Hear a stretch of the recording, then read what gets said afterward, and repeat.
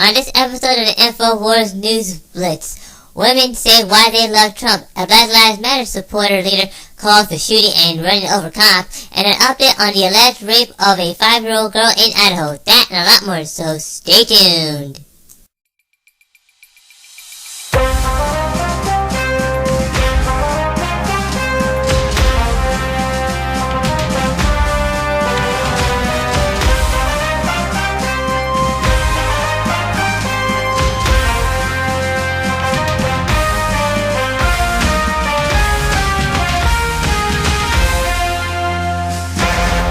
For the week of July the 18th, 2016, this is the first I'm going to hear. This article written by Mally Weaver, sorry. And it's actually a video. The title is called Why Women Love Trump. Here is the anti-Hillary women the mainstream media won't interview. Underneath it says, at a recent, the radical leftist likes to claim that Trump has a small group of opposed women supporting him, and they couldn't be more wrong. At a recent Trump rally in Cincinnati, women made up half of the population in their numbers, actually surpassing the number of men attendees. And here's a video about that. Signing off. Millie Weaver reporting for Infowars.com. I'm here in Cincinnati at a Trump rally, and we're going to find out why women love Trump. Why do you love Donald Trump? Well, I like what he stands for. I don't think he's shady like a lot of other of our candidates have been in this election so far. I think he speaks his mind, and I think he's very good for our economy. And as a woman, and trying to get into the economy, I need somebody who's going to create lots of jobs, and I'll have lots of opportunities to break into a good business. So, Can I give you reasons why I don't like Hillary? you can give us reasons why you don't like Hillary. That's a good way to go. We're asking women like yourself, why do you love Trump? Innocent children living. I don't know anything. You don't know anything? I will not. She's here to learn. She's here to learn. Oh, no. Okay. I just want somebody that's going to support the United States. Yes. He speaks his mind the way America should. Good. And you love the honesty, right? I do love the honesty. That's why I'm in.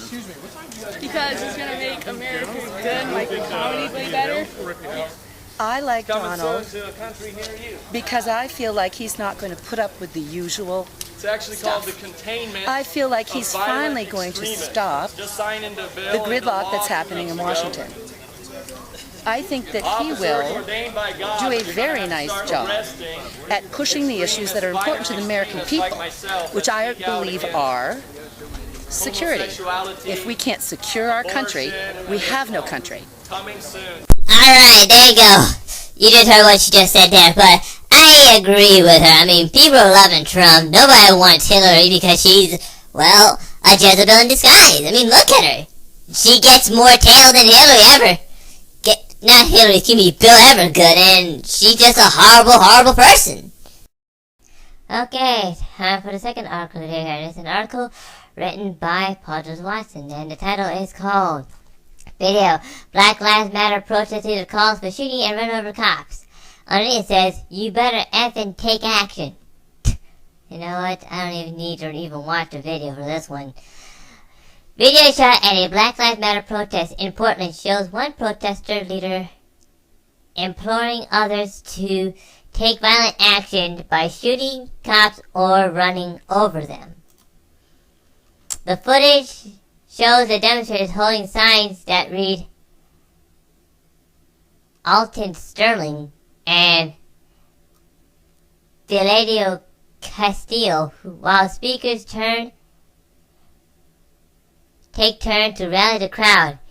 If they go by about their burden of whatever they say they're doing, you pull a pistol out and you effing bust that, says the Black Lives Matter protester, describing in the video as a passionate speaker. When you move with the Panthers, trust me, when you see me move, I'm moving in violence, he threatens. Okay, he deserves his first free speech to be taken after that one. The original speaker then repeats his call for action, inserting, "I don't give an F what you knock him over, whether you run up to them. Whatever you do, you better effing take action." This past weekend, police across the country were attacked as Black Lives Matter protesters pellet them with fireworks and the occasional red bar. In St. Paul, Minnesota, one officer had a concrete block dropped on his head by a PLM protester, causing him to suffer a fractured spine. Black Lives Matter, whose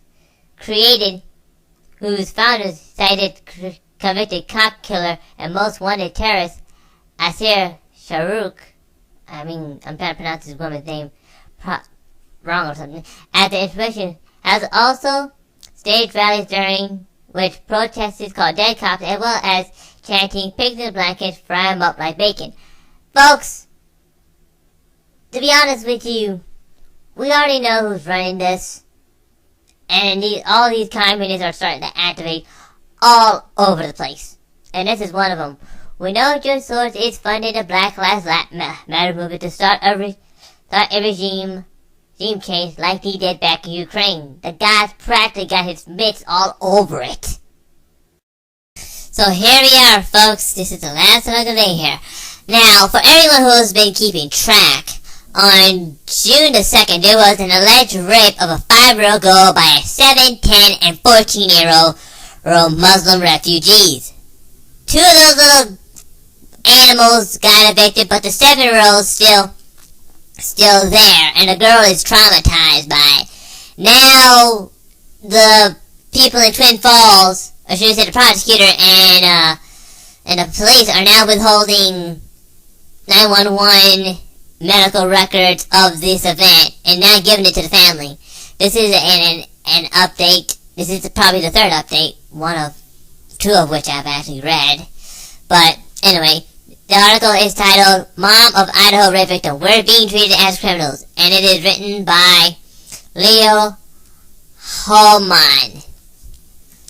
This is from WND News, and it was linked by Infowars.com. The article starts off as basically after a 5-year-old girl was allegedly raped by a Muslim refugee, by child refugee from Iraq. Lena Teslin of Twin Falls, Idaho, says her little girl is still traumatized by the incident, and local law authorities have denied access to basic documents such as 911 transcripts, police, and medical records. Friends of the family have set up a GoFundMe account hoping to raise money to help them move out of the low-income complex where their daughter was molested and into a safer location. Shelley, 28, is a stay-at-home mom whose other child, a son, is autistic. Her fiance, as a chef, works as a chef at a nearby hotel, does not have health insurance. He saw the video and he's pretty much freaked out. The oldest of the boys, 3 refugee boys, the 14-year-old Sudanese, captured the entire incident on a video about 4 minutes long. The 2 of them were naked, and the one videotaping was coordinating them to do what to do, sincerely said. She said she could not bring herself to watch it, but her fiance did. I wouldn't really have that, but here's the link about Paul didn't want to talk about it. This is more than a month after her 5-year-old daughter was allegedly raped by a child refugee from Iraq. Lanley Shelley of Twin Falls, Idaho, says her little girl is still traumatized by the incident, while local authorities have denied her access to basic documents such as the 911 transcripts, police, and medical reports. So you remember the video a few weeks ago, we had the local residents in front of the town council absolutely furious that they were getting no answers on this. And now the victims are being stopped from getting answers, from getting transcripts in the effort to get justice.